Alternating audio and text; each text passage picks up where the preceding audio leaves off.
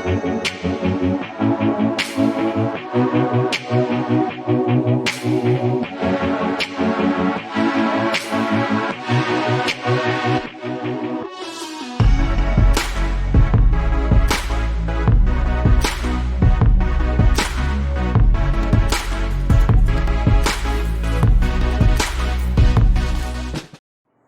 Everyone, I am Sangeeta from SPL English era.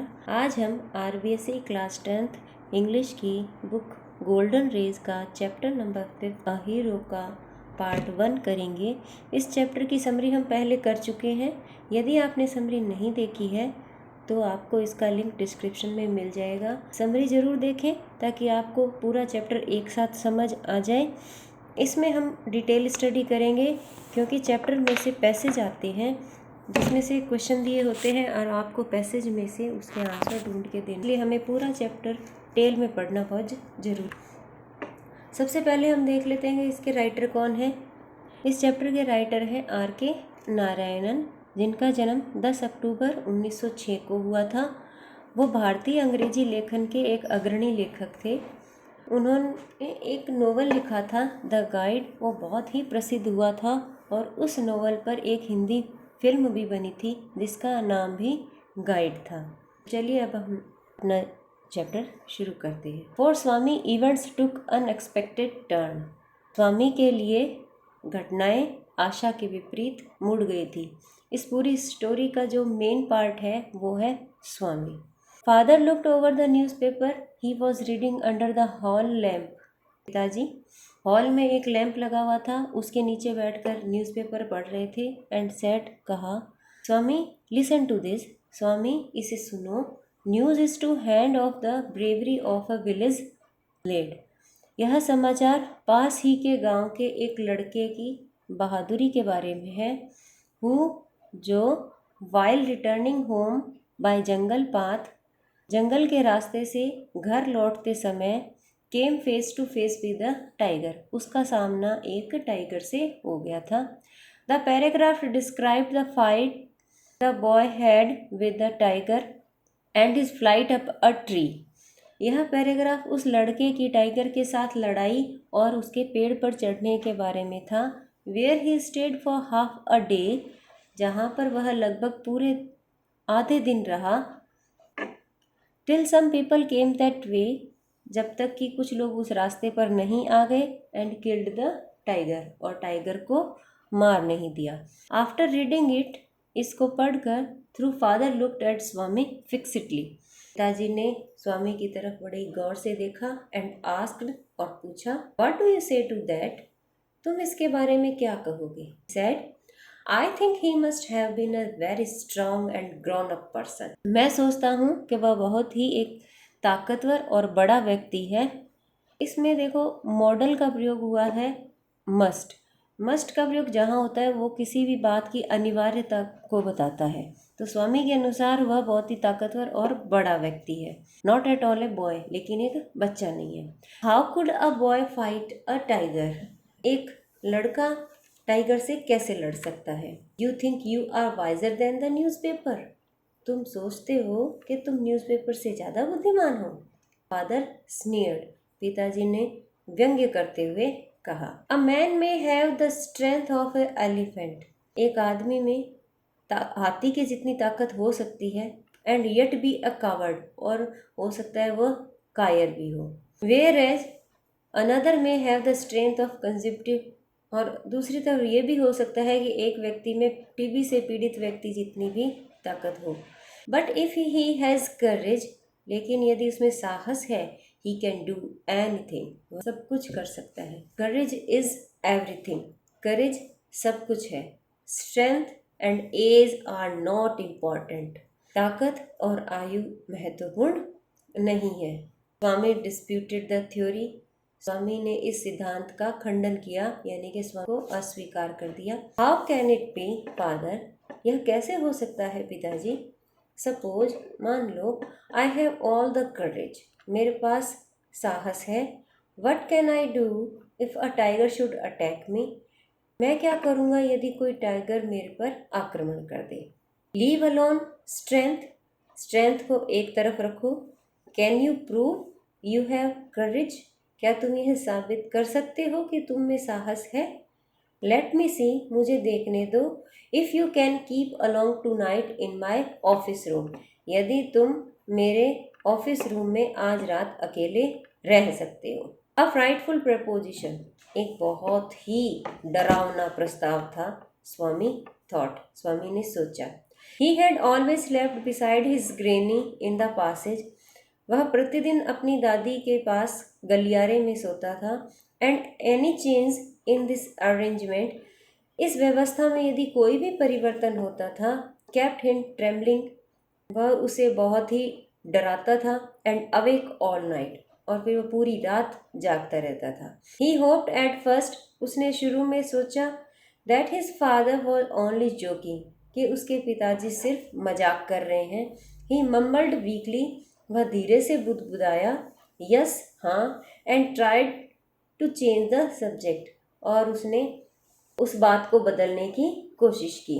He said very loudly, उसने बहुत तेजी से कहा, with a great deal of enthusiasm, बहुत ही जोश के साथ भी उसने कहा, we are going to admit even elders in our cricket club hereafter, अब के बाद हम अपने क्रिकेट क्लब में बड़ों को भी प्रवेश देने जा रहे हैं।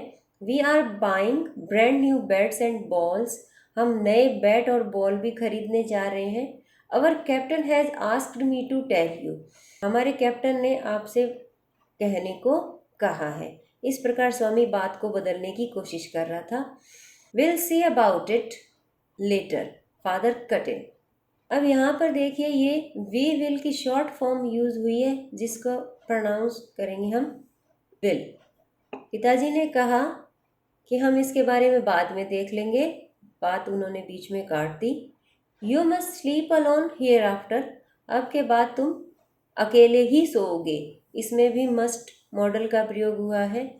स्वामी रियलाइज्ड दैट, स्वामी ने महसूस किया कि the matter had gone beyond his control, ये जो मैटर है, ये मुद्दा है, अब उसके नियंत्रण से परे जा चुका है, नियंत्रण से बाहर जा चुका। फ्रॉम ए चैलेंज, एक चुनौती के रूप में, it had become a plain command, यह अब उसके लिए एक साधारण आदेश बन गया था। He knew his father's tenacity at such moments, इस प्रकार के क्षणों में वह अपने पिता का दृढ़ निश्चय को जानता था।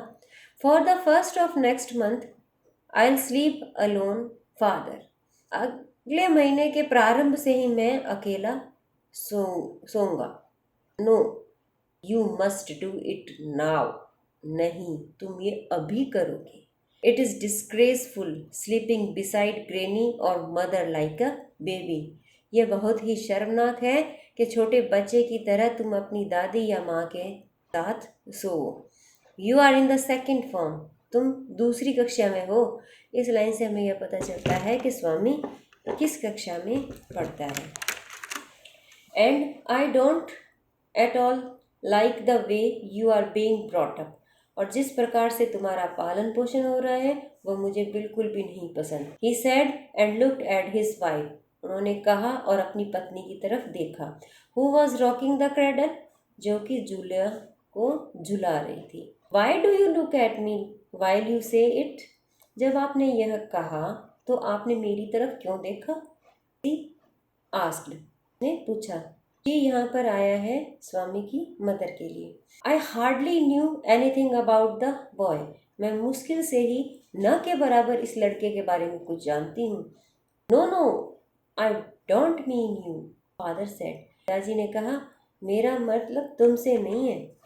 इफ़ यू मीन दैट, यदि आपका अर्थ है your mother is spoiling him, कि आपकी माँ यानी कि स्वामी की दादी इसको बिगाड़ रही हैं, तो टेल हर सो, तो उन्हें कहो। And don't look at me, मेरी तरफ मत देखो। She said and turned away, उन्होंने कहा और वह मुड़ गई।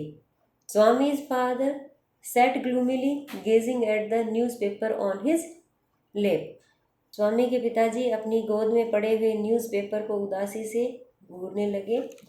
ही prayed his father might lift the newspaper once again to his face, he यहाँ पर स्वामी के लिए आया है। स्वामी ने प्रार्थना की कि उसके पिताजी एक बार न्यूज़पेपर को फिर अपने चेहरे के आगे कर ले, सो दैट, ताकि he might slip away to his bed, ताकि वह धीरे से चुपके से अपने बेड की तरफ चला जाए, एंड फॉल एस्लीप, और सो जाए, before he could call be again, को दोबारा बुलाए जाने से पहले वह सो जाए। As if in answer to his prayer, father rustled the newspaper, जैसे कि उसकी प्रार्थना का उसको उत्तर मिल गया था, उसी समय पिताजी ने न्यूज़पेपर की सरसराहट की, यानी कि न्यूज़पेपर को उठाया, and held it before his face, और अपने चेहरे के आगे कर लिया।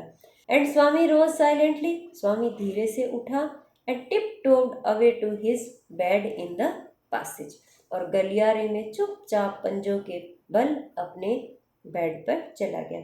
Granny was sitting up in her bed, दादी बेड पर बैठी हुई थी, एंड रिमार्क्ड, उन्होंने लड़के को तरफ इशारा करते हुए कहा, boy, are you already feeling sleepy, क्या तुम्हें पहले से ही नींद आ रही है?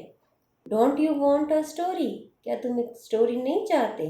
स्वामी wild gesticulations to silence his granny, Swami ने अपनी दादी को चुप रहने का इशारा किया, but that good lady saw nothing, लेकिन उस अच्छी महिला ने कुछ भी नहीं देखा। तो Swami threw himself on his bed, Swami ने अपने आप को बेड पर फेंका, and pulled the blanket over his face, और चद्दर को, कंबल को अपने चेहरे पर कर लिया। ग्रेनी सेड, दादी ने कहा, डोंट कवर योर फेस, अपना मुंह मत ढको।